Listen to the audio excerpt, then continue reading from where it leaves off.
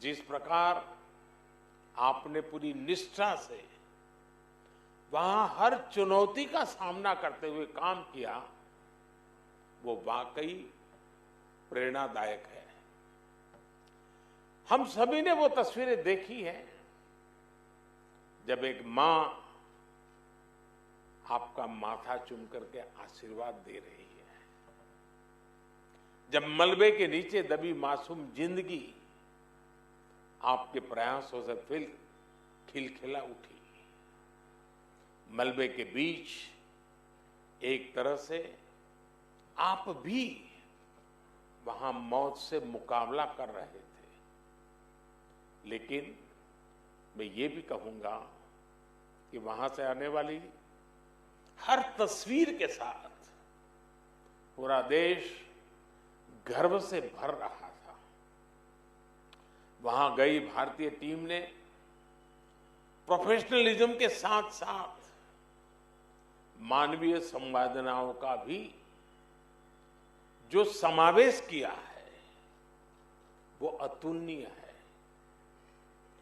ये तब और भी बहुत काम आता है जब व्यक्ति ट्रॉमा से गुजर रहा होता है, जो कोई अपना सब कुछ गंवाकर होश में आने की कोशिश कर रहा होता है। ऐसी परिस्थितियों में सेना के हॉस्पिटल और उसके हमारे कर्मियों ने जिस संवेदना से काम किया वो भी बहुत ही प्रशंसनीय है। साथियों, 2001 में जब गुजरात में भूकंप आया था और उसे पिछली शताब्दी का बहुत बड़ा भूकंप माना जाता था, ये तो उससे भी कई गुना बड़ा है। जब गुजरात का भूकंप आया तो मैं बहुत लंबे समय तक वहां एक वॉलंटियर के रूप में बचाव कार्यों में जुड़ा था। मलबा हटाने में जो दिक्कतें आती हैं, मलबे में लोगों को खोजना कितना मुश्किल होता है, खाने पीने की दिक्कत कितनी होती है, दवाइयों से लेकर अस्पताल की जो जरूरत होती है। और मैंने तो देखा था भूज का तो पूरा अस्पताल ही ध्वस्त हो गया था, यानी पूरी व्यवस्था ही तबाह हो चुकी थी। और उसका मुझे फर्स्ट हैंड एक्सपीरियंस रहा है। वैसे ही जब 1979 में गुजरात में ही मोरबी में मच्छू डैम जो बांध टूटा और पूरा गांव पानी से तबाह हो गया, पूरा शहर मोरबी तबाही मची थी, सैकड़ों लोग मारे गए थे। एक वॉलंटियर के रूप में तब भी मैं वहां महीनों तक रह करके ग्राउंड पर काम करता था। मैं आज अपने उन अनुभवों को याद करते हुए कल्पना कर सकता हूं कि आपकी मेहनत कितनी जबरदस्त होगी, आपका जज्बा, आपकी भावनाएं मैं भली भांति फील कर सकता। आप काम वहां करते थे, मैं यहां अनुभव करता था कैसे करते होंगे। और इसलिए आज तो मौका है कि मैं आपको सैल्यूट करूं और मैं आपको सैल्यूट करता हूं।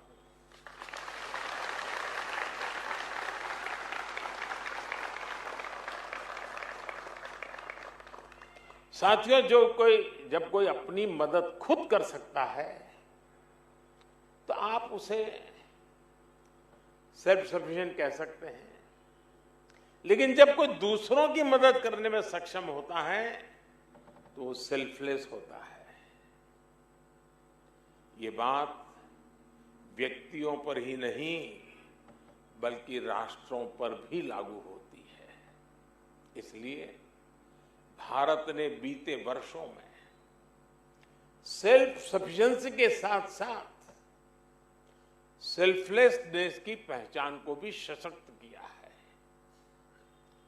तिरंगा लेकर हम जहां भी पहुंचते हैं वहां एक आश्वासन मिल जाता है कि अब भारत की टीमें आ चुकी है, तो हालात ठीक होना शुरू हो जाएंगे। और जो सीरिया का उदाहरण बताया कि जो बक्से में जो ध्वज लगा था, बक्सा उल्टा था तो ऑरेंज कलर नीचे था, केसरिया रंग नीचे था, तो वहां के नागरिक ने उसको ठीक कर करके और गर्व से कहा कि मैं हिंदुस्तान के प्रति आदर से धन्यवाद करता हूं। तिरंगे की यही भूमिका हमने कुछ समय पहले यूक्रेन में भी देखी। जब भारतीय नागरिकों के साथ साथ संकट में फंसे अनेक देशों के साथियों के लिए भारत का तिरंगा ढाल बना। ऑपरेशन गंगा सबके लिए आशा बन करके उसने एक बहुत बड़ी एक मिसाल कायम की। अफगानिस्तान से भी बहुत ही विपरीत परिस्थितियों में हम अपनों को सकुशल लेकर के वापस आए। हमने ऑपरेशन देवी शक्ति चलाया। हमने यही कमिटमेंट कोरोना वैश्विक महामारी में देखा। अनिश्चितता भरे उस माहौल में भारत ने एक एक नागरिक को स्वदेश लाने का बीड़ा उठाया। हमने दूसरे देश के बहुत से लोगों की भी मदद की।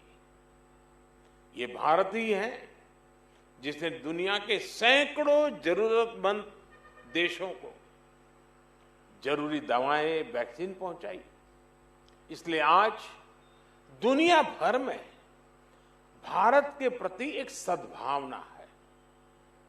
साथियों, ऑपरेशन दोस्त मानवता के प्रति भारत के समर्पण और संकट में फंसे देशों की मदद के लिए तत्काल खड़े होने के हमारे कमिटमेंट को भी दर्शाता है।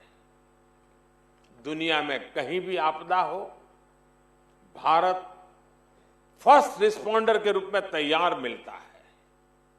नेपाल का भूकंप हो, मालदीव में, श्रीलंका में संकट आए हो, भारत सबसे पहले मदद के लिए आगे आया था।